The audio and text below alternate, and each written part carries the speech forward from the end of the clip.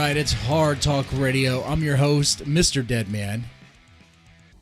And with us tonight is Mr. Rasputin? Like the Rasputin. Well, I guess he didn't die after all. I guess he did survive that assassination attempt. I guess that was a body double people found. I mean, is this true? Are you Rasputin? I am one of the long descendants.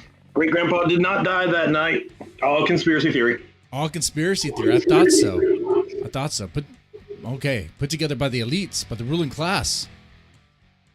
There's a little bit of the bourgeoisie, some of the Freemasons. That's right, man.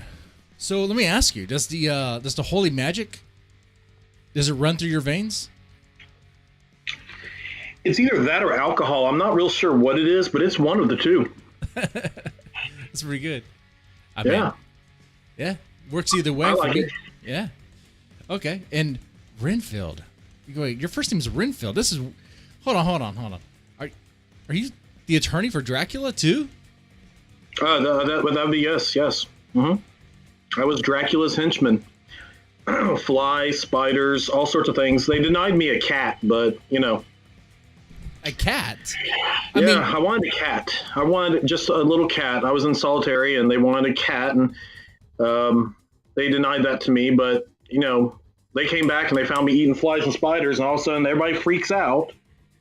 Like this wouldn't have happened if you would have let me have a cat. Well, I mean, at least you had some nice visits with Dracula's many wives, right? Dracula had to leave for that to happen. We just kind of watched for him to go down the wall, and I was like, "Hey, it's gonna be gone for a while. How's it going?" So yeah, they weren't bad. Mina, you know, if he could have snagged Mina, that would have been a bonus for me too. But oh well, he didn't have to. He couldn't pull it off. No, he couldn't. All right, man. All right. So Renfield Rasputin. Now I ask this question with all my guests. I like it. It's a good way to start. Who's your daddy, and what does he do? Wow.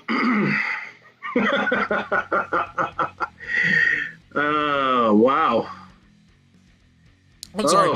I read it wrong. I'm sorry. It's who are you, and what do you do? I'm sorry. My bad. Oh, who am I and what do I do? That's a big difference. Yeah, because I was sitting here thinking there's so many answers to that question. I am Renfield Rasputin. I am a horror writer, artist, screenwriter. I do anything that I can create to scare the crap out of people, and that's what I do. Man, that sounds fun. It's a blast, man. My neighborhood HOA is not real fond of me, but that's okay. Oh, especially around Halloween, huh?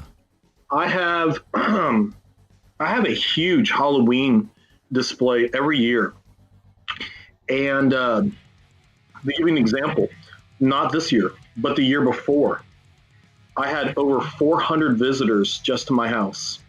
And 400 trick-or-treaters. And the reason we know that is because we counted out how much candy, and my neighbors sat outside and they counted because the line went out my driveway, across the street, into my neighbor's yard, over and into the neighbor's yard after that. And so that was just the line to get into my haunted house that I do every year. Well, up until this year. So yeah, it's a lot of fun. I do that every Halloween. In between, I just write spooky, scary stuff, and sculpt. I paint. I draw. I make bad music, things like that. Anything that's creative and scary, I'll do it. Hey, there's many professional people who make bad music all the time. People give them money. I mean, Rob Zombie's later albums were nothing, but people give him money. And hey, wait a second. Why no haunted house this year? I mean, COVID would make it extra scary. Come on now. You know, I actually, what I did this year, and it was a whole family project between my kids and my wife. We made a 20-foot chute out the top of our upstairs window. It was a candy chute, and it dropped down into a coffin with a corpse. Yeah, I corpseified a skeleton and put the skeleton in a wedding dress, which, really funny, was actually my mother's wedding dress. Wait, was this back, just make sure. Was this a real skeleton? No. Well, it's one of those 5 foot tall ones, you buy. Mm. It's like a Bucky, what they call Buckies, the ones that you'd see like in a science lab. But Okay. I corpsify it, which is a process of making it look like the skin is ripping off and tearing away, and painting it. And I put that inside of my mom's wedding dress. I put that inside of a casket because I build caskets, and I put it inside of a casket, and I had the candy shoot down, and the kids had to fish around inside the corpse, to find their candy. So that's what we did this year. They Dude, still like it. Over 100 kids, just in COVID season. Over 100 kids came out to that. Dude, that's pretty metal. That's pretty hard right there. I thought it was pretty hardcore, man. And this one guy, it was funny. I had a soundtrack outside, and I put a mix, if you want a mixtape, whatever, playlist of Halloween songs, right? So I had This Is Halloween by Marilyn Manson. Yeah. His version. I had American Nightmare by Rob Zombie, and I've had of course you got to have Alice Cooper. Right. So I had I don't know. Oh God, yes. Oh, absolutely. Oh, Ghouls Night Out. I'm actually sitting here in my Misfit shirt right now. Ghouls Night Out. What else was on there? Of course, Halloween 1 and 2, and play that. And it was so funny because I actually had a dad walk up to me, and he was like, I'm from California, and my kids love this type of music. And I'm like, really? I'm like, it's kind of funny because my kids are the same way. And my kids have been raised around, horror and Halloween, and my man cave, which I call the morgue I'm sitting in now. It's kind of like a morgue, man. It is cold. The walls are black. I have caskets. I have a wall of oddities and dead things. So it's very much like a morgue. And my kids come in here and they just look around. They start singing This Is Halloween, dancing around. And so Halloween doesn't faze them. Heavy metal doesn't faze them. It's really funny. Man, dude, horror's in your veins. You have. As you have it in your DNA. Has it always been like this? Yeah. Yes, always. As far as I go back, the first movie I remember watching, my memory will go back, I was probably 4 or 5 years old, and I remember watching The Fog. Oh, okay. And yeah, I was an 80s kid, so we, my mom's probably listening, but it's, hey mom, she'll even get in on the joke. I sat in front of the TV, man. That's what you did. Your parents were busy, or they were babies, the babysit you put you in front of the TV. So I remember watching The Fog. And then when I was 6 or 7, I caught glimpses of The Exorcist. So I was always attracted to darker stuff. I was always attracted to, the more morbid things. And I never actually viewed them as morbid. I never saw them as sick, demented, twisted. I always saw these as, these monsters were my friends. And, yeah, because you kind of had to put a comedic twist to it. It couldn't just be dark and doom and gloom. Who can live like that?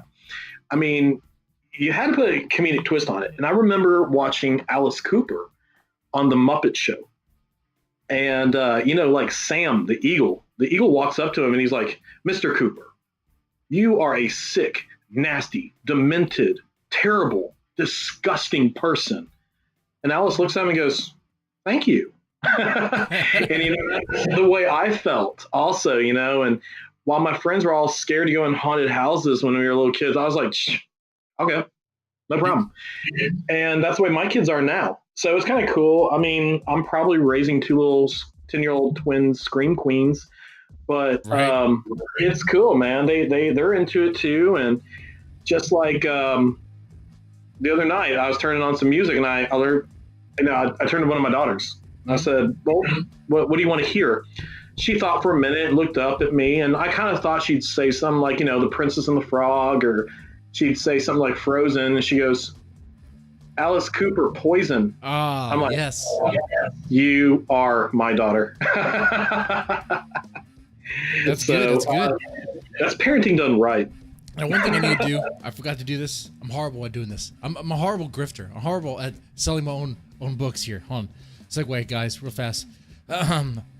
you feel like zombie books, zombie content is overdone, check out Bikers versus the Undead. Okay, it puts badass and awesome into zombie stuff. Okay, it's bikers kicking undead ass. It's none of that emo stuff, none of that crying, all my feels, all that. It's like high intense action, undead ass kicking fun. That's all it is. Drinking beer, smoking cigars, kicking ass. Anyway, check it out. It's on Amazon, paperback, Kindle, all that. It's Bikers versus the Undead. There you go. Sorry about that. Rasputin. No, please don't. Please continue. Hell, that's great, man. Like, I promote all my friends' stuff, man. You know, this is one of the only fields that you can actually be in where you will actually see other writers, other artists come around and promote their friends. Right. And I love that. I mean, you'll never hear another professional athlete put over another professional athlete. They're like, yeah, they're okay. Yeah. And drop it. You know, like, man, all the time. Like you said, we have the same friends. You know, I'm like, why have we not gotten together before? But like Damascus, I will share Damascus stuff any day. Bo Chappell, I'll share any of his stuff any day. Anything Brian Black is interested in doing. Yep. I love to promote my friend's stuff, man. So yeah, there's definitely a lot of people willing to work and help each other out in there. I definitely enjoy that. You know, that's good. We all benefit from that. That's the only way of doing it. So we pretty much established that you have horror in your veins, like in your DNA. You were born like hungry for horror and horror content, and so are your kids. When did you start going from like consuming it to creating? So I've always, to some degree, done something. So when I was a little kid, like 8, 9, 10 years old, you know, I wasn't allowed to really celebrate Halloween. And it was kind of a religious thing in my house. I wasn't allowed to do that. It was kind of funny because my parents would buy me a Halloween costume and then buy me some candy and say, that's it, you're not going out. But they allowed me to decorate the front bay window of the townhouse. And I used to decorate it, and I'd actually have people would stop by, you know, people like the mailman or whoever's selling something, and they'd be like, hey, did you do that? Because that's pretty cool. And I was like, yeah, that was me. And I'm like 9 years old, and I'm decorating it with, like, you know, fake bones and skulls and stuff like that. So I've always been kind of creative with decorating stuff. And I mean, like I said, I'm sitting in a room here now, and I'm looking at 3 caskets and an electric chair sitting across the room from me. And I definitely have to fix this room before we sell the house, because I think this would be a major turnoff for the next buyer. But when I started actually doing something, performing, you know, when I started getting into a teenager, I started playing music. I sold guitars for a little more than a year at one of the local music stores. And I kind of had a shock rock band of my own. Okay. Yeah, it was kind of funny because I had all these ideas, and all my friends, they were like, we're quitting. You know, we want to be Metallica. I'm like, you and the next 10 guys, you know, whatever. But I'm like, we really got to do something different here, man. We can do like an Alice Cooper Kiss or whatever. We can come up with something. On, you know? We can be wearing masks or something like that, and we can come up with some different names or something that people wouldn't expect. And they're like, no one wants to see that. And about a year later, Marilyn Manson came out, and I'm like, screw you, screw you, screw you. We could have been done with this by now, but no, you wanted to be Metallica. So, you know, I had this shock rock thing, but when did I start writing? When I started putting pen to paper, my wife was pregnant. This is like 11 years ago. And we were in New Orleans. And we were on a ghost tour. And I remember the actual moment that it happened. We were on a ghost tour, and I had been on this tour probably 10 times before. I could be a tour guide. And there was this one moment in time where this tour guide came out and said, then what happened? These doors flew open. A black stagecoach with 4 black horses plowed out into the people, filling up the street. And it had Madame Lalaurie waving at everyone as if nothing had ever happened. And that's another story on itself of what was that all about. But that scene stuck in my head. And the first thing I thought is there a movie of this? No one has ever written a movie, I found out. Well, I thought, well, shit, I'll write the movie. I'll write the movie. And I'm thinking to myself, I don't know anything about writing a movie. So, of course, what do? Well, I'm a kid from the 80s. I didn't have Google, so I bought a book. I read a book, and I learned how to format from reading a book. I learned how to write a script, what's proper formatting, what's proper etiquette. And I actually wrote the story of LaLaurie long before American Horror Story ever did. And then all these other ideas for the story popped in my mind, but they didn't fit. And I thought, well, I could make that a short story. Or this is completely different. I'll make a short story out of that. And then it just turned into I'm constantly writing.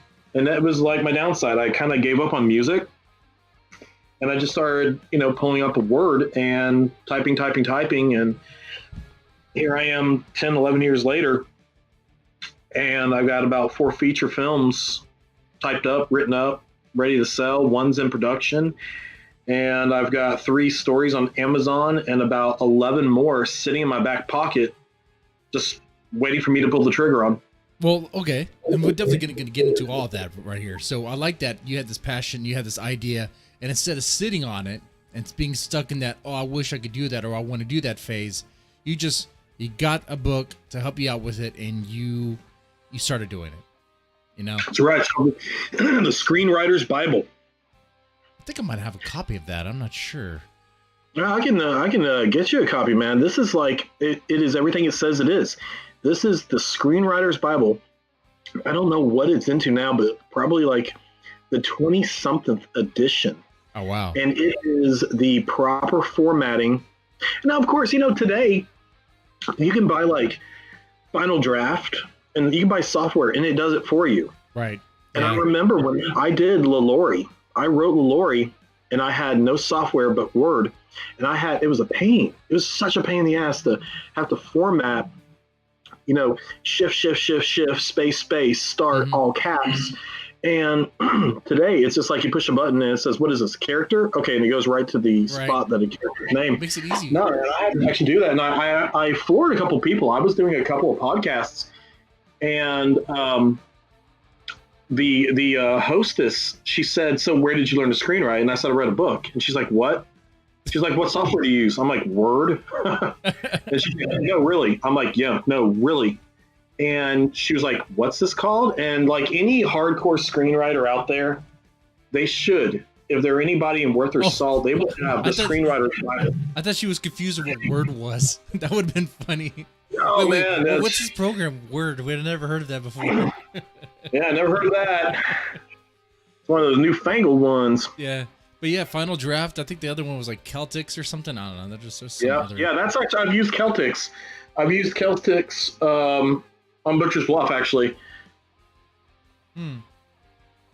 It's still a pain in the ass. They're all pain in the ass. It's just like, which one do you want to deal with more? All right. So the first script you've written, though, was which one again? Remind me. LaLaurie. Okay. Now, with that one, did you have success on shopping it around and getting it picked up? No, not really. Very couple of close calls. Excuse me. Okay. There was a couple of close calls. There was the largest horror film festival in all of LA. I went to the finals. And I can't remember. Yeah, I can't remember how many hundreds of screenplays were submitted that year, but that was like 2013, 2014. And I went to the finals with it. So I went into the top 10. And that was the very first one I'd ever done. And I met a lot of really cool people who were also in the top 10 that I'm still friends with today. And some of them are either on the right path or some of them have actually had success. But I a couple of people requested it. You know, when you start knocking on doors, a couple were like, "Yeah, I'll take a look at it, sure." I always thought that they went to the wrong people, but I'm not going to turn them down. You know, they can maybe read it and turn it around to someone else. I'd love to get it in Nicolas Cage's hands because he actually owned the house that it happened in. Oh, and he would probably help produce it and take care of it, all that stuff, and be in it. Oh, he would, because he has said time and time before, he still, even though he lost the house in an IRS problem, mm-hmm. he still has a mad passion for that house that he cannot let go. He still talks about it in interviews. And that's why I say if I could get it in his hands. Now, the funny thing about it is the owner of that house just opened it up for TV shows, for movies. And he is a Houston oil man. He's the owner of it. Huh. Now, I threw one of the posters over that I made for it, you know, and autographed it, made it out to him. Thought I was being really slick. And I threw it over his, 10-foot wall at his post oak house. Oh, and nice. yeah, but I didn't hear back from him. He didn't really want anything to do with it. But then, 6 years later, he opens it up for Jack Osbourne, and Jack Osbourne gets to stay there. Well, it's kind of funny because I had a couple of my friends in New Orleans came down and said, "Hey, I just want to let you know, there's a couple of screenwriters. They're staying in the house, and they said that they are writing the script to the LaLaurie movie." And I was like, hit the brakes. What? And they're like, yeah, we just thought you know because we know you already wrote it. I'm like, well, okay. Well, maybe I can get a hold of these guys. And, I tried, and they didn't return any of my calls, of course. I'm nobody. Dang. But I'm like, hey, guys, the script's written. All you can do, the script's written, put your twist on it, put your stink on it, pay me the money. I don't care. Just give me my money, and I'll walk away. But apparently there is a movie coming out about it. They're still writing it. That kind of sucked because my heart, when I wrote that, my passion was for it. Even today, when I still go to New Orleans, I will walk down Royal Street at 1140, where that mansion is, and I touch the wall. And I'm just like, this house is, it's got, yes, it does. It has a dual presence where it has seen its horror, and I mean that in a bad sense, but it has this beauty to it. And it kind of reminds me of the woman that owned the house, Delphine LaLaurie. She was a very elegant, beautiful woman, but the things that she is, and I will say, accused of. Yeah, what was she accused of? Well, she's accused of murdering over 100 slaves, torturing quite a bit, brutalizing. But here's the thing about it. When I wrote that script, I wrote it off of real things, the things I actually read, the interviews with the people who have been inside the house. I got to talk to the caretaker who was inside the house at the time with Nicolas Cage. And I found the blueprints of the house online. So I knew exactly in the script where to lay out rooms.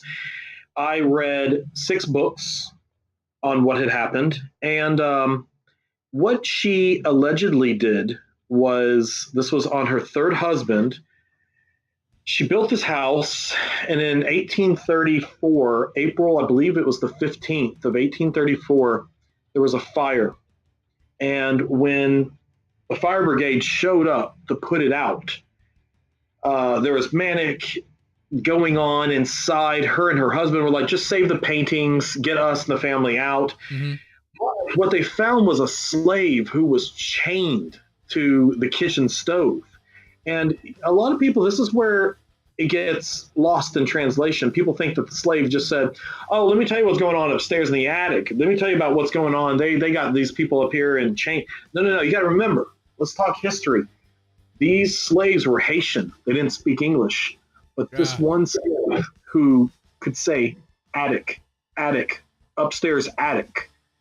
And so they went upstairs in the attic and they caught Mr. LaLaurie, and they said, what's up in the attic? I see there's a locked door. He said, no, nothing's up there. If you could help me move my valuables, I'd appreciate it. Well, they're like, no, something ain't right. They busted down the attic door, and they found, now this is where the divides. Okay. Okay, because of yellow journalism, she was not the most famous person in New Orleans. A lot of people did not love her. Okay, she was like the Kardashians. You either loved her or hated her, and if you loved her, it was for simple, superficial reasons. If you hated her, it was because of simple, superficial reasons. Okay. But what had happened was they found allegedly one slave who had all the skin removed, cored like an apple. The bones were reset backwards, so it was crawling. It was crawling. They couldn't tell if it was male or female. Crawling on the floor. Wait, how do you do bones reset back? Well, that's part of the reason I say she was accused. Accused. Oh yeah, I'm not saying she did, but I'm saying. Oh, so his limbs were bent backwards to where all he could do was crawl. Crab crawl. Yeah. Ooh, so there was another one. His brain was being stirred by a wooden dowel. There was a hole drilled in his head. What? I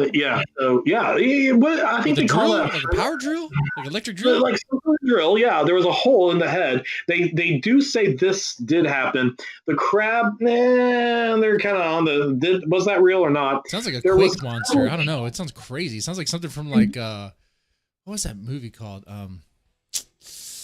Human Centipede. It's just crazy, nasty.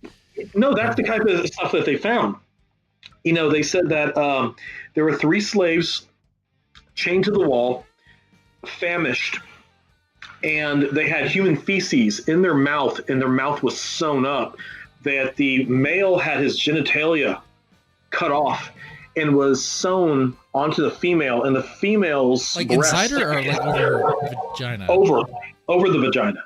And then the female's breasts were cut off, and they were sewn onto the male. So this was what they said. They brought these people out. Now, a lot of this, was it to that extreme? We don't know. Dude, it sounds like there's a mad scientist in there, like a Dr. Satan. It sounds like something. Dude, this sounds it was like a Dr. Satan than any Rob Zombie movie I've ever seen. Well, yeah, it's totally like that. Now, you got to remember, this is 1830s. Now, did this happen? They said that there were slaves chained to the wall who were, mistreated. There were some slaves that had experimental surgeries done upon them. Now, were they, exaggerated? I don't know. That's part of the yellow journalism. The guy who wrote it in the Times-Picayune of New Orleans actually had a known rivalry with the LaLauries at the time. So we don't know if he exaggerated or not. Well, it sounds like something's exaggerated. Honestly, just on face value, it sounds like it's a little exaggerated there. I mean, well, yeah, it does. It does. But they did say we removed slaves from the room that were famished, mistreated, abused, and they brought them outside Cabildo, which was at the time the City Hall. And she disappeared. He disappeared. She later was allegedly reported to have died in 1860s in France, where she was from France. But that's when the story goes awry also.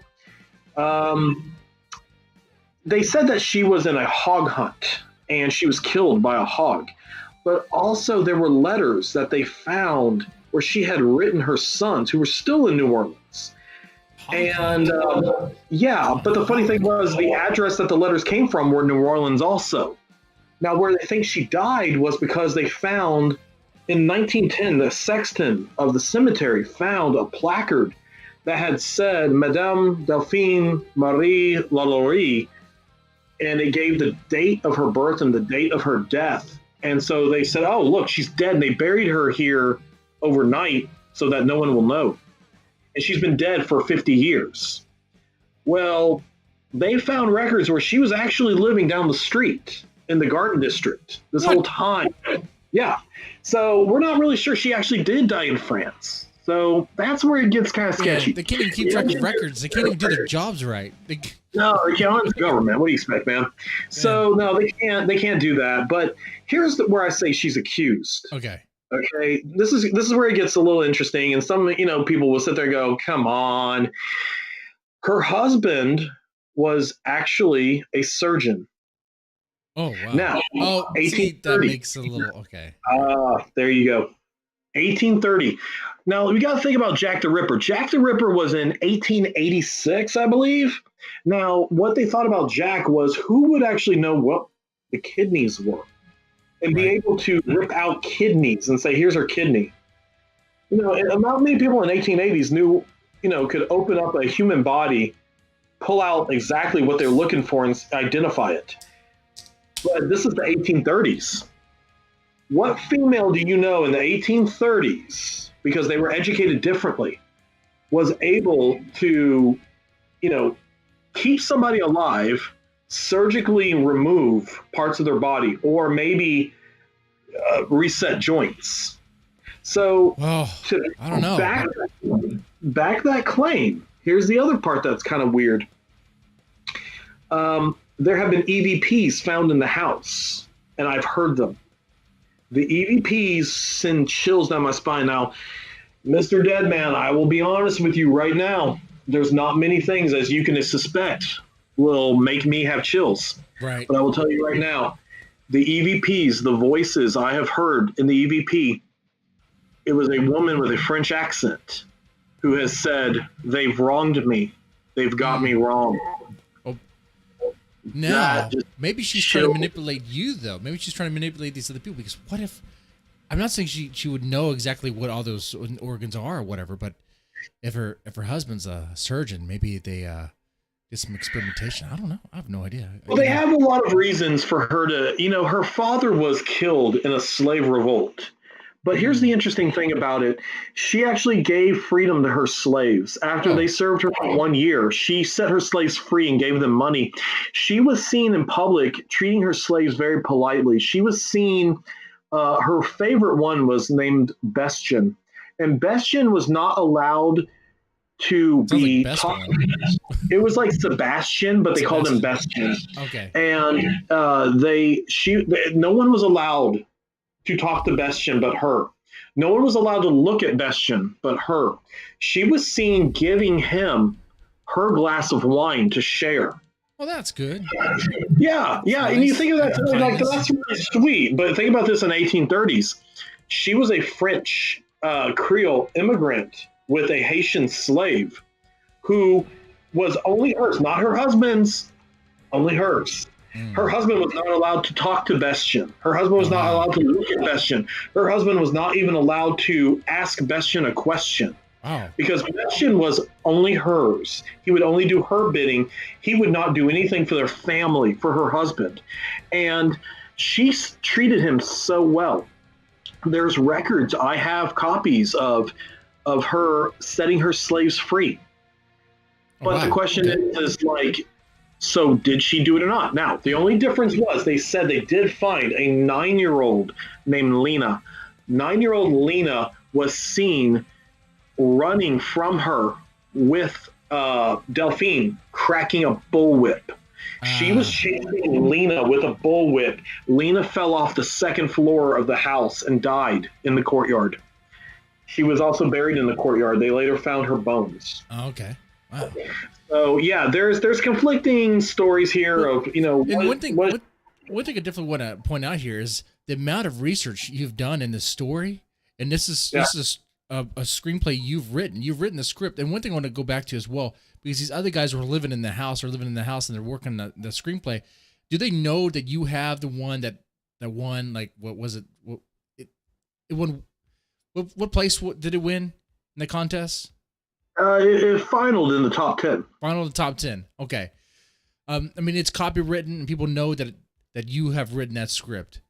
Yes, I do have a copyright on it. Okay. All right. Man, I hope to see it come to light, and I hope it's your script. I hope it is, because you've done a lot of work into that. And then there's another movie that I want to definitely shift gears on, because the Butcher's Bluff. Yeah. Now, this one, I understand, is supposed to come out next year sometime. Is that right? Yeah, 2021. Probably late spring. Most likely late spring, but, early summer at the latest. It was supposed to be Halloween of this year, but that dang old COVID. Dang old COVID. And this movie, it's coming out. It's like going direct to. Well, right now everything is going direct to video, streaming and all that. But do y'all know like where it's gonna go, where people can find it? We have every intention of making this a red box. We have it every intention trying to get it on Amazon, Netflix. But the problem is Netflix is so hard to break into. It's not just a service who is sitting here going, "Hey, send me your movie." It's a pretty difficult service. They're very picky about who they pick. What about Amazon? Prime? What, Amazon? Yeah, same thing. Oh, so what we've got to do is we've got to find a really good a really good distributor. And I'm going to drop a name right now because I'm really happy that we know this guy, and I'm actually honored to know this guy. But we had a conversation with George C. Romero, who is the son of George Romero. Yeah. And he's like, "Look, guys, I'm going to try to do what I can to help y'all out." So I'm really happy to say, we know him. We were able to talk with him, and hopefully he can lead us on the right path to get us to the point where, look, we got to bring this into every household that we can. But we're definitely going to make DVDs of it. We've got some plans. It's an old school 80s slasher throwback. I mean, it's in modern time. Okay. But it's everything from the 80s. I mean, if you stop and think, this was a perfect algorithm. This was boobs, blood, and body count. And that's what we did. If you had to look at it. The 3 Bs right there. Yeah. That's what you got there. Yeah. This is Friday the 13th, part 6. That was all of our favorite. It's kind of funny. We sat around, wrote it, started writing it, and after we got done, we started making it, and then we all started talking. We're like, "Hey, what was your favorite Friday the 13th?" The things that go on during a horror movie set. And we're like, "Oh man, I really like 6." And everyone's like, 6. Yeah, 6, definitely 6. Mm-hmm. And we're like, wow. And then you start realizing this movie really does have a Friday the 13th 6 vibe. So yeah, it is a Friday the 13th 6. And what I mean by that is it's got the boobs, it's got the blood, it's got the body count, but it also has that just subtle bit of humor to it. And I don't mean humor as in this whole scene was made for a comedy, but more along the lines of, "Hey, did you see that? That was kind of funny." Right? Yeah. That's what you have to have in a slasher, and a good, entertaining slasher. Come on. That's the essentials. It's horror and comedy have always go hand in hand. They really, really do. I mean, you can sit there and argue all you want with saying that, Texas Chainsaw Massacre had no comedy. Probably not. I mean, if you have a couple of beers, you can sit there and go, "Well, those noises that he's making is kind of funny." Yeah. But real horror and comedy is hysterical. I mean, if you look at things in the past, let's go back. Okay. Rob Zombie introduces a lot of comedy into his shows, his videos, his movies. Alice Cooper, enough said. If you look back in the 70s, there was a cartoon called the Groovy Ghoulies. And it was pretty much all the Universal monsters. Mm-hmm. But they had, comedic characters. If you look at the Addams Family, if you look at the Munsters. Oh, Addams Family, a lot of comedy. Monsters? Oh, exactly. Wow. Horror and comedy go hand in hand. It really does. Yeah. I mean, they fit so perfectly. They really are two genres, but they blend. Mm-hmm. You're not going to find too many things. You're not going to find a cowboy Western with, I don't know, throw it out there. Say anything you want. Comedy, horror, love, whatever. Well, there's Tombstone. Yeah, that has a little bit of comedy in it. Tombstone, man. Tombstone sits out on its own, dude. Tombstone. Okay. Dude, that movie's awesome. Yeah. But I mean, it's very difficult to blend two genres. But when you actually do, you can get something like what we did with Butcher's Bluff. And the purpose of Butcher's Bluff, we set out writing it about 4, maybe almost 5 years ago. Okay. At least 4 years ago that I know of. We finished the script about last week. The script is a living document. It's constantly changing. But the majority of the script was finished about 2 years ago. We had a very successful Indiegogo.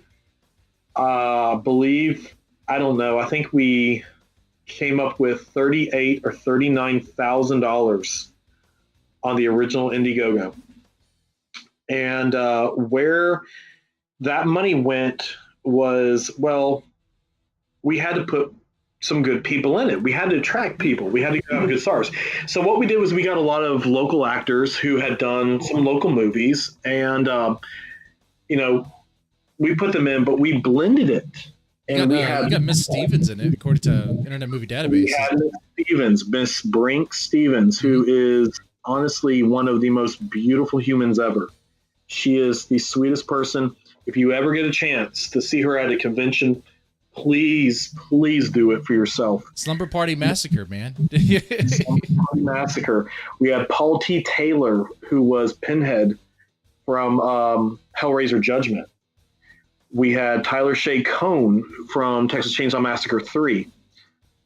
Elsie Holt, who was the Lamb. Bill Oberst. Oh my God. So Bill is a legend. I mean, he will never tell you that. Bill is the most humble guy. He will never tell you he's a legend, but he is. I mean, if anyone hasn't right now seen, what has he got? Like 20, 30 movies, but we remember him from Circus of the Dead, which was Billy Pond's epic movie of clowns. Mm-hmm. He was Papa Corn, and I still go to conventions and I see people dressed as Papa Corn. So big props to Billy Pond for that. But he has also done something called Take This Lollipop. I remember the original Take This Lollipop, which has been removed from the internet because it was so disturbing. See, I didn't catch that one. Oh my God. You can see it on eBay. I'm sorry, not eBay, YouTube. You can see it on YouTube, but it does not have the same effect. And I can tell you why. You have to log into your Facebook on a laptop and minimize the screen, and then bring up takethislollipop.com and push play. What was so disturbing about it was you saw Bill, and he was like in a, sweaty, in a wife beater, and he's looking at this old computer, and he's very frustrated, and you don't know why. And you hear this really slurred 1950s jingle of something about lollipops or something. And he's really pissed at whatever he's looking at. And he's scrolling through it. And he's in like this basement, like Freddy Krueger boiler room. Yeah.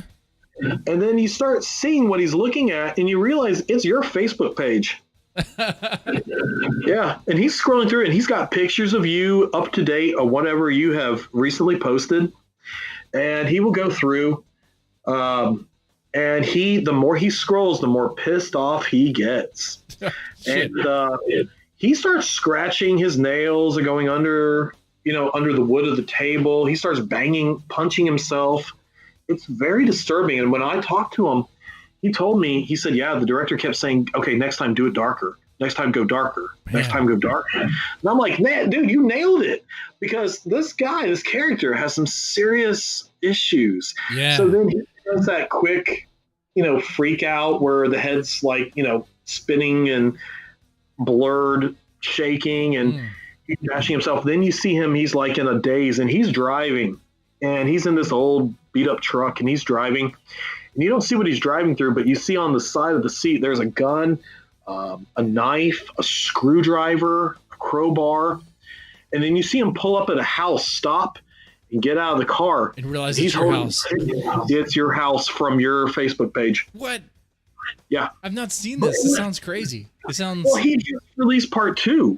Go check it out. It's called Take This Lollipop 2. You can find it on Google, and you have to log on again on Facebook. And it's really creepy because what you do is you turn on your camera this time, and it looks like you're on a Zoom meeting. Dude, this is not just a movie. It's like an experience. It's let me tell you, dude, it's disturbing. It's very disturbing. Again, there's not many times where I'll suck my underwear at my butt, but this is going to be on the suck my underwear at my butt. This is going to be on the list of suck my underwear up my butt. But yeah, we got Bill Oberst Jr., Paul T. Taylor, who was Pinhead, Tyler Shacone, Elsie Holt, who was the Lamb Killer in You're Next, and of course Miss Stevens. But we've got Bill Johnson, Man. Mr. Bill Johnson, Mr. Leatherface from Texas Chainsaw 2. Sweet. So Nice. we've got these people. We've got a bunch of local talent who I really strongly feel this is going to blow them up. And you guys have already done filming and all that too? We're about 95% done. We have a couple pickup shots left. We have a couple of kill scenes. We're killing like 13 people just in the credits on the intro. Oh, that's good. Nice body. Yeah. Wait. We set the tone right out of the chute, man. We are like in the opening scene. We're instantly killing people. And then right when the credits are done, we've got Jeremy London from Mallrats. And Oh, that's cool. yeah, Jeremy London is in it. And he was fun. He was a real cool guy, man. But it's going to be fun, man. It is definitely a throwback to the 80s horror of, oh, I heard something. Let me go take a shower. It's a fine line. You don't want to copy, but you do want to adhere to. So you want to do it, but you want to put rules. Yeah, there's rules to doing this. I mean, we all got schooled in Scream, but you have to do it right where it's not just another rip. And I've had people come up to me and they say, "Oh, your killer wears a pig mask." No, It's the a cool killer looking wears. mask too, by the way. Thank you, sir. I actually made that. I designed it and made it by hand. Like out of real pig, probably. Yes and no. For all the vegans out there, it's not a pig, but a hog. It's a hog. My dad has over 400 acres in Lockhart, and he has just hundreds of hogs that are ruining his crops. Yeah. So he goes out there at night and just picks off the hogs. I mean, if you don't pick them off, they're going to pick you off. They're going to kill your animals. They're going to, hell, they'll kill you. They don't care. And that was one of the reasons we picked him as, what kind of animal should the killer be? Well, it's kind of a big, hefty kind of guy like a pig, and he's ruthless like a hog. So there you go. But we actually used real hog tusks in the mask. That my dad. That's cool. Yeah, my dad shot and killed a hog, and I said, "Hey, give me those tusks," and I put them in the mask. I handmade the mask, and those are real pig ears. But the rest of it is kind of a tribute to all the horror icons. There is some burlap from paying our homage to Friday the 13th too. Okay. Yeah, that's what kind of reminds me of. I see the burlap. I do see that. Yeah, there's burlap to it. It's just, I mean, is it the first time a pig has been done? No. I mean, we all went back to Motel Hell of what was that, 80, 81? Motel Hell, and then I think they tried to do that in Saw as well with the hood. Yeah, they tried doing Saw, which was really friggin' cool, man. And I like how they wrote that into the theme of the Year of the Pig. But, this is kind of a hog. It's a little bit of a twist. It's not completely different, but it's kind of like I think it was Bob Hope who said it years and years ago when he copied someone's act and he kind of changed it just a little bit. That person said, "Hey, man, I did that first." And he said, "Yeah, well, I did it better." So without sounding too arrogant, I don't want to sound like an arrogant ass, but it's just like we did put a twist on it. It is different. It's something that no one else, as far as we know, has been done. It's a hog. And the story itself will unfold on why is it a hog? Why is it kind of like a pig? And that goes into the story. This little kid who was a heavy-set kid. He was bullied, and he was thrown into a hog pen and humiliated. And he owned the hogs? No, he didn't own the hogs, but he was humiliated because he was a little hefty kid. And he was thrown into the pen and, humiliated, and they left him for the hogs. And when they came back, he was gone. And they thought, "Oh, is he dead?" And that's part of the story. He was actually alive, and he came back for his revenge, and he killed those bullies. Hey, makes just enough sense as Jason drowning and coming back. That's what I like about horror movies. It doesn't, Like, it doesn't have to make perfect logical sense. It just has to be enough to get it going, and that's it. And people who ask questions why, and people who want a full-on origin story are asking too much. It's like, I want everything to be logical, but I Right. don't want everything to be explained. I'm not one of these guys who I have to have every little thing explained. I don't need to know who built the Death Star. I don't need to know if they contracted plumbers or electricians. I don't necessarily need to know that kind of crap. But it's kind of like, okay. But the rebels are terrorists, though. Come on, let's think about it. Yeah, well, we all know that. Hey, yeah, man, they were terrorists. They killed contractors. Come on. Come on Friggin' now. You bastards, seen man. Clerks? Who kills innocent contractors? They knew that they were there. I don't think the average. What is it? What is the saying? I don't think the average stormtrooper knows much about electricity or something like that. Yeah. I mean, they don't even know how to shoot their guns right. I mean, come on now. They cannot aim worth to save a life. But, we just try to make everything make sense. And there is a lot of glue to the story. It flows. Everything goes through pretty well. I like it. But, it's we kind of have to do certain things. You got to have the girl that trips. You kind of have to have the girls that take a shower. You kind of have to have the skinny dipping scene. And we actually filmed it out in New Braunfels. Nice. Yeah, man. Right out there in the river. So it's been filmed all over. It's been cool. And, it takes place in Texas.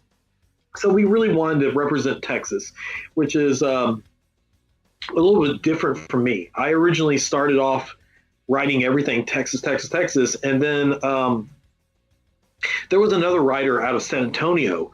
And I'm not going to say that he and I got in a grift, but we, yeah.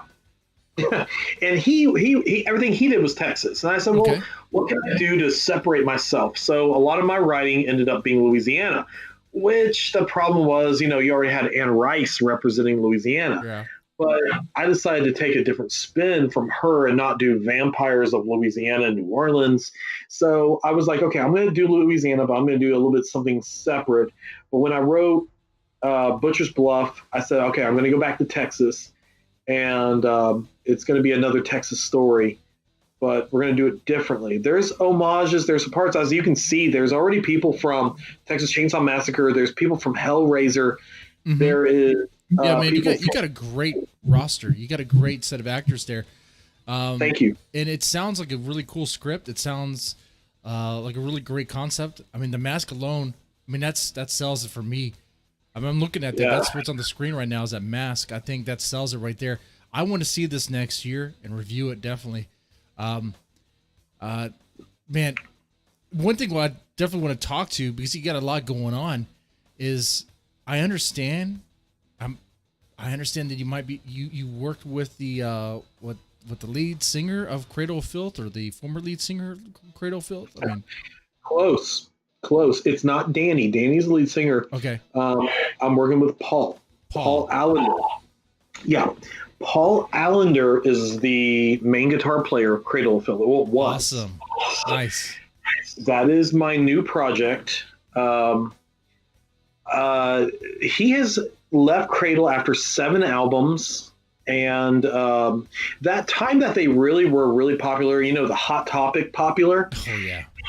Yeah. That just put everything in perspective. The time that they were Hot Topic popular with Nymphetamine and Thornography and Midian and all the other albums around that, that was Paul. And it was really funny because after I started working with him, I realized that was actually him that made that sound. So if you like Cradle, and there's albums before and there's albums after, and you can actually say, hey, it sounds like 3 different bands. That album's in the center, that sound, that kind of way, was Paul Allender's doing. Oh, wow. Okay. So, yeah, that was his sound. Well, he left Cradle, and he has a new band called the Unnamed Horrors. Unnamed Horrors.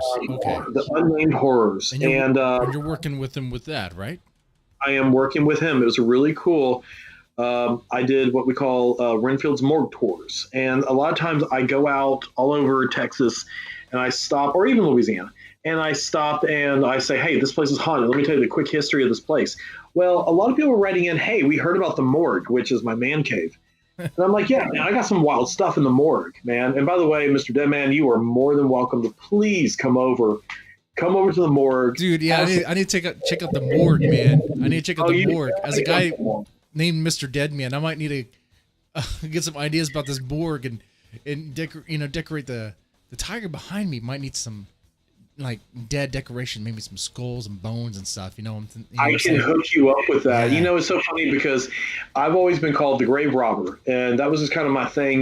We have the grave robber union, which I call all the people that support me, and some of the biggest people that have always supported me. I'm like, yeah, grave robber union, local number, 504 New Orleans, president chapter of the New Orleans chapter, and it's funny because.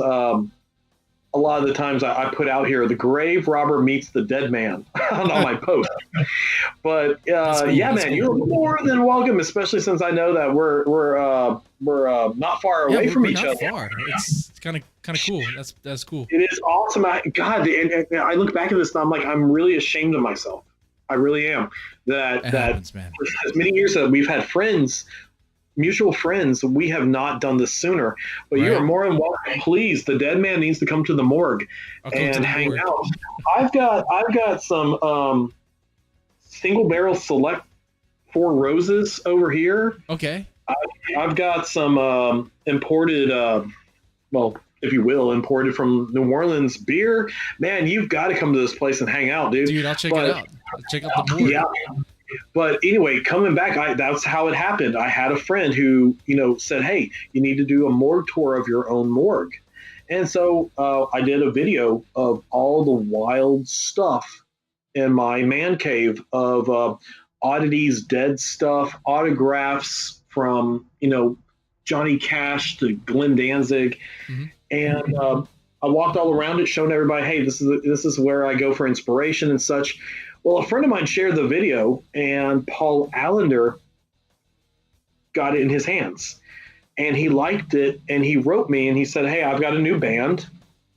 I've heard that, you've done this type of work in the past of literature. Can you send me some examples? And I sent him an example of my work, and he's like, you're on. I want you to work with us. Just like that. And he goes, I want you to work with us on the new album.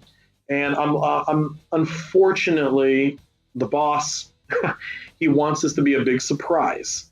Okay. So I got to admit, when it drops, it's going to be a huge, huge surprise.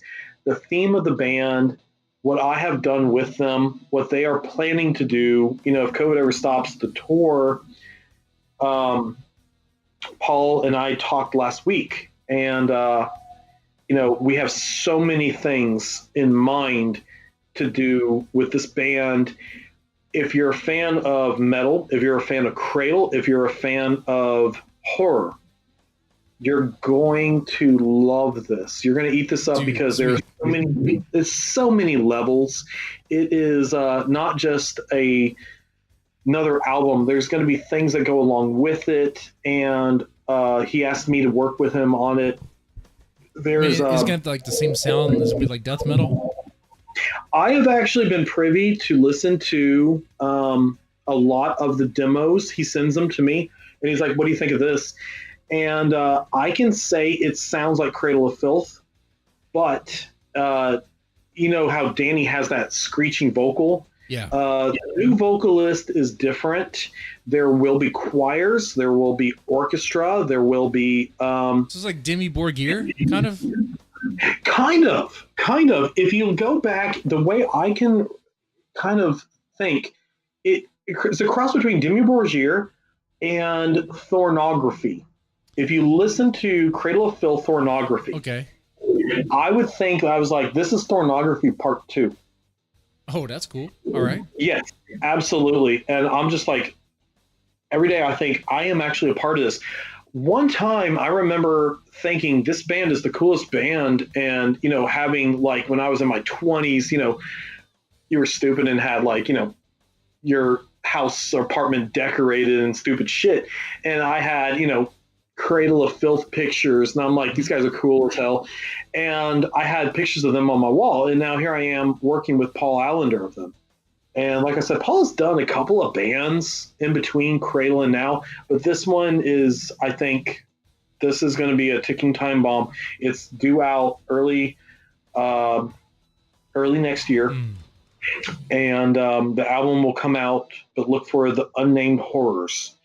Definitely checked it out, man. I'm happy for you, man. I'm glad you were able to do that. I mean, that was a band that you really loved, and you had their posters on your wall, and now you're working with them, dude. Yeah, that's cool. That's cool. So funny story. When I was in high school, I got in a lot of trouble with my high school counselor because she came back and she called my parents, and she said, "So listen, we talked to young Renfield, and today we asked him what he wanted to do with his life, and he said he wanted to be the lead guitarist for Alice Cooper."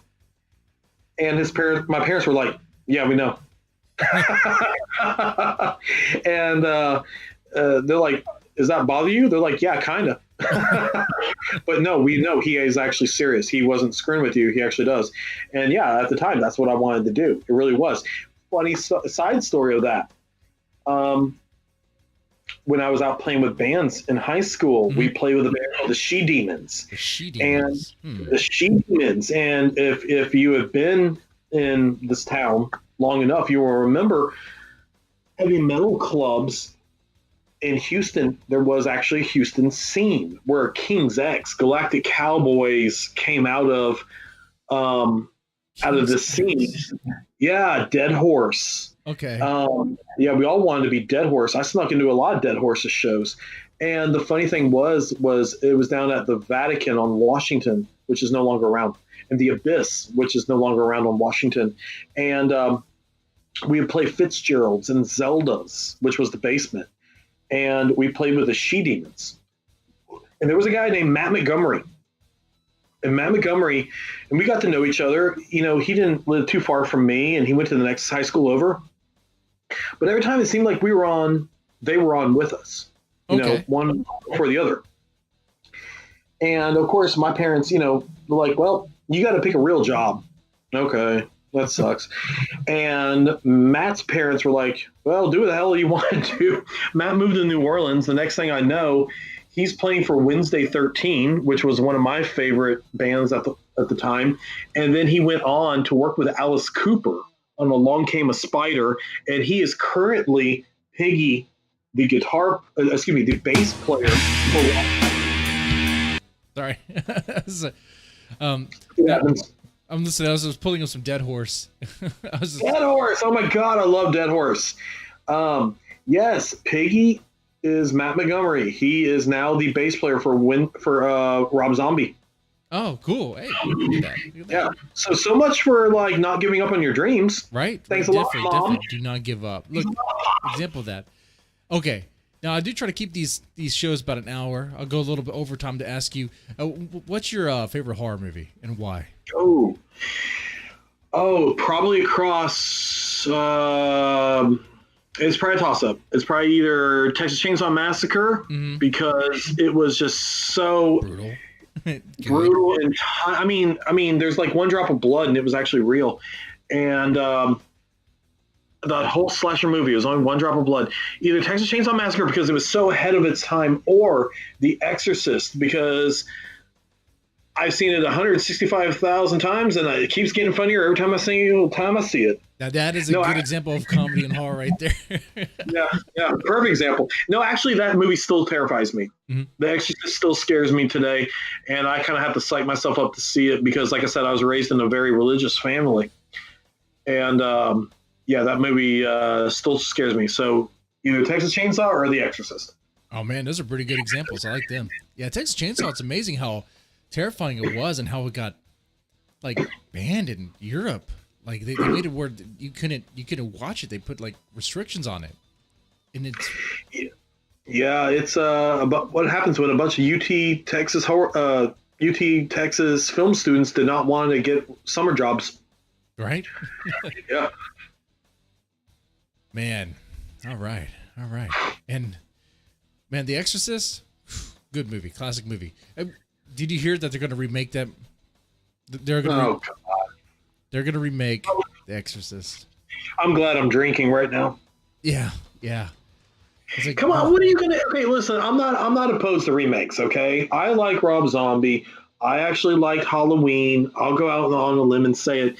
You know, the thing about when you do remakes, listen, you better do it right. Okay, I understand John Carpenter did not like Rob Zombies. I get it. Okay, that's fine. But you had to consider it's a different universe. Well, but John here's the Carpenter thing. like taking a check. Oh, I bet he did. I bet he did. Yeah. But here's the thing. If you're going to do it, you better bring something new to the table. I don't know that The Exorcist can bring anything new to the table. Yeah, I don't think it can. Every possession movie, and you know, about 10 years ago, there was a trend of possession movies. Mm-hmm. What could they possibly bring to the table that The Exorcist already did not do? I mean, you want to talk about being banned in Europe? You want to talk about being banned in how many different places? The Exorcist, every time I watch it, I'm like, oh, wait, so this is still the edited version? There's still more? You know? And they're like, oh, this is the uncut director's version. Mm-hmm. And it's probably going to have a bunch of exposition and backstory, as James Fountain in the chat said. You know, it's probably going to have a lot of CG to probably show you the ghost, or the demon possessor.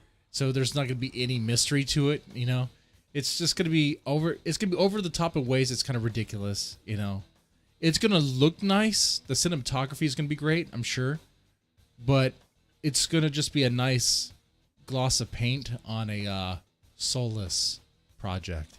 I mean. You know, that's the perfect way of putting it, and that's the way we did, you know, CGI. It's just icing on the cake. And, you know, when going back to Butcher's Bluff, a lot of our effects are practical. I think there's one CGI moment in the entire movie, but the rest is practical. No, I did a quick kill, and they cut my throat. We did 3 takes of that, and it still didn't work. You know, I may not even be in it because that scene got cut because it still didn't work. But that's the beauty of practicalities. I mean, you just have to. They either work or you don't. Mm-hmm. But if they work, they look great. If they don't, well, if you're live, and see, that's where I started off also doing live theater. I always ended up playing the bad guy. You know, I did theater before I was even in bands. And if it worked, well, great. If it didn't work, well, you kind of like make a joke out of it and you move on. Unfortunately, in movies, you just cut the scene. But when you start CGIing things, man, it doesn't look good. It doesn't. Right. I mean, yeah. And I'm looking at this here. It looks like the 2021 Exorcist. It looks like it's going to be the same director from the original, William Friedkin. So yeah, Friedkin. I don't know what to think about that. I don't know, man. You know, I'm kind of like. We'll see what happens. I kind of like. You know, the other day I heard something. It was Marilyn Manson. He was like, "I just kind of live in my own little bubble," and I'm thinking, you know, that's kind of like me. Mm-hmm. I really haven't seen a lot of movies. A friend of mine just wrote me last week, and he's like, "Hey, you seen any good horror movies?" I'm like, hey, no, I haven't." But I just read Dracula for the 3rd time. Yeah. You know? And I'm thinking about starting Frankenstein next week. And I read The House of Leaves. You know, so it's kind of funny because that's a crazy book. Oh man, so if you like The House of Leaves, you need to keep watching the Unnamed Horrors.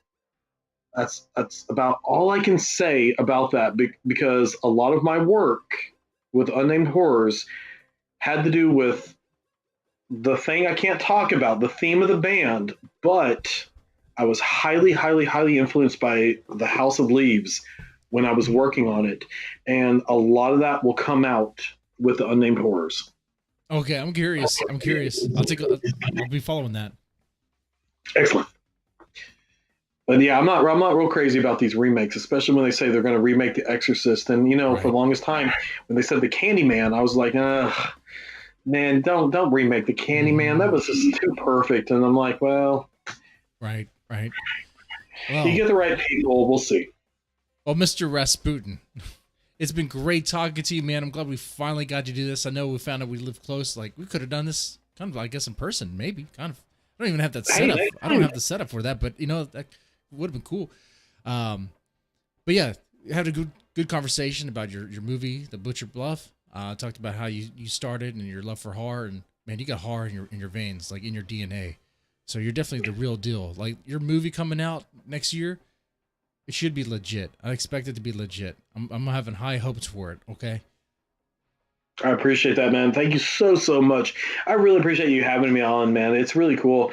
I probably should need to get some intro music next time, huh? You know, every time I do these, I'm thinking maybe I should have some like cool intro music. What do you think I should use? I don't know. A dead horse? I don't know. Dead horse. Yeah. How about Long Way to the Top? Oh, that would work. Long way to That's rather apropos, yeah. huh? Yeah, that work. Yeah, but no, man. Thank you for so much for having me. I really appreciate that. And like I said, I'm rather ashamed of myself for not coming on sooner. And I don't know if it was Damascus or if it was Bo or if it was Brian that actually said, "Hey, you need to do the MrDeadman show." And I'm like, dude, it's like that. Don't feel bad. Like we're friends with the same people on Twitter, and it's like I've been friends with you for so long, but you've never been on the show before. Like Brian Black. He's cool. Like we're cool. We talk sometimes. He's never been on the show. Great. It's just I've never asked him. And it's nothing any personal. It's just Brian is awesome, man. I mean, Bo, you know, like we were talking about supporting people. Bo Chappell is got some awesome books. Oh, yeah, I actually have autographed copies of his books. And Damascus, I don't know if you saw it last week, but I put a post up of what Damascus dropped on my front porch. He put up some actual original artwork from one of your last books. Yes. And he sent an original like copy to me, which I'm going to have framed, and I'm going to put it up on the wall of the morning.